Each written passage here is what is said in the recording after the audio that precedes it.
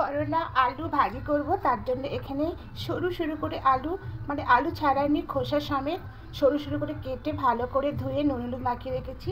আর এখানে করলাও পাতলা পাতলা কেটে এবার সরু সরু ধুয়ে নুন হলুদ মাখিয়ে রেখেছি। এখানে একটা ছোট পেঁয়াজ এভাবে কেটে রেখেছি। আর এখানে কিছুটা সাদা তিল নিয়েছি। এবার এই কড়াইয়ের মধ্যে সাদা তিলটা দিয়ে প্রথমে একটু হালকা ভেজে নেব। এটা করলা নিলেও হবে আর উচ্ছে নিলেও হবে, যেটা হোক একটাই হলো, দুটোই তো পেতো। তা এইভাবে দেখুন তিলটা হালকা একটু ভেজে নিয়েছি। এবার এটাকে নাবিয়ে নেব।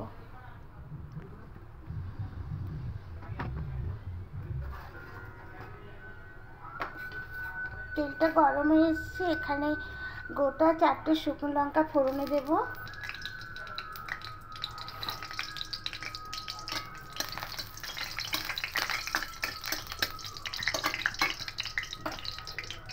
এবার প্রথমে করলাগুলোকে দিয়ে দেবো।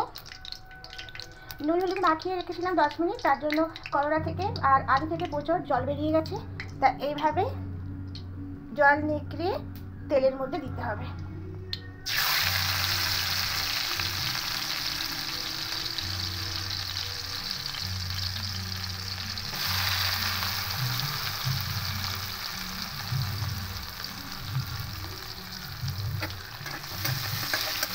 প্রথমে একটু করলাটাকে ভেজে নেব। করলাগুলো একটু হালকা দেখুন লাল লাল ভাজা হয়ে গেছে। তো এবার আমি এর মধ্যে আলুগুলো দিয়ে দেব।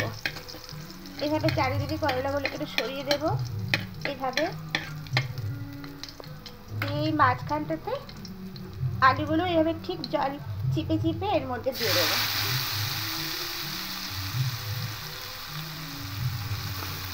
এইভাবে ভাজলে পরে তাদের চিপেটা কম লাগে আর বাচ্চারাও খেতে পছন্দ করবে।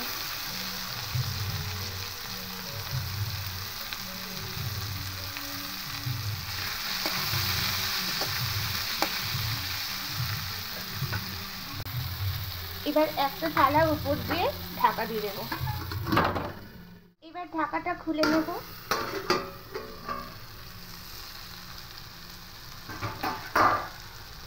যে এবার সবটাই করলাগুলো আলুর সঙ্গে মিশিয়ে নেব।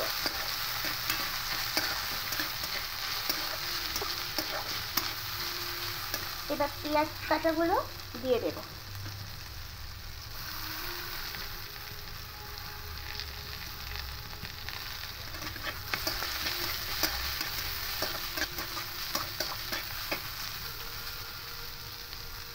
এভাবে ঢাকা দিয়ে দিয়ে ভাজবো।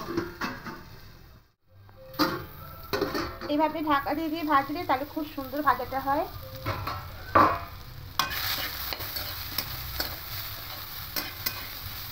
আর ঢাকা দেবো না, এবার এমনি ঢাকা খুলে অবশ্যই ভাজবো। দেখুন একটু ভাজা হয়েছে, আরও একটু ঝরঝরে করে ভেজে নেব। এবার এখানে 4টে কাঁচা লঙ্কা দিয়ে দেবো, দিয়ে ভালো করে মিশিয়ে নেব।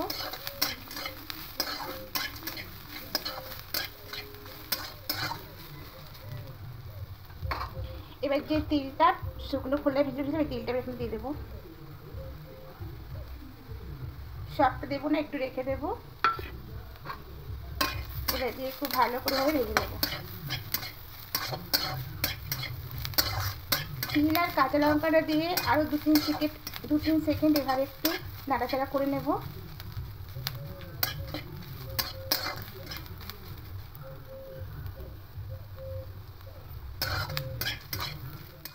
উচ্ছে ভাজাটা মানে করলা আলু ভাজাটা একদম রেডি হয়ে গেছে।